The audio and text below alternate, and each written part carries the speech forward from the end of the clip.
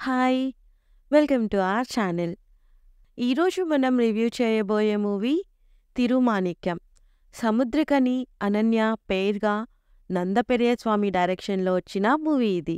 స్టోరీలోకి వెళ్తే మాణిక్యం ఒక లాటరీ టికెట్ షాప్ పెట్టుకుని ఉంటాడు. తనకి వైఫ్ అండ్ 2 పిల్లలు. అతను చాలా మంచోడు.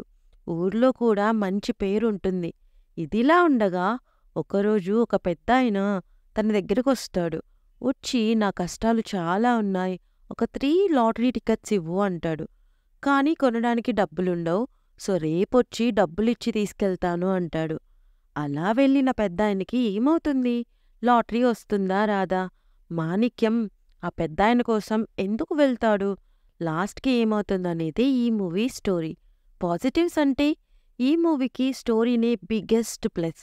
చాలా పాజిటివ్ అండ్ మంచి రైటింగ్ అండ్ ఆర్టిస్ట్ కూడా చాలా బాగా చేశారు. లెజెండరీ డైరెక్టర్ భారతీరాజా గారు ఉండే కొన్ని సీన్స్ ఆయన చాలా చేశారు. సముద్రకని, అనన్య రోల్స్ కూడా బావున్నాయి. క్లైమాక్స్ కూడా బావుంది. నెగటివ్స్ అంటే అక్కడక్కడ లాజిక్స్ అండ్ కొద్దిగా ల్యాగ్ అనిపిస్తుంది.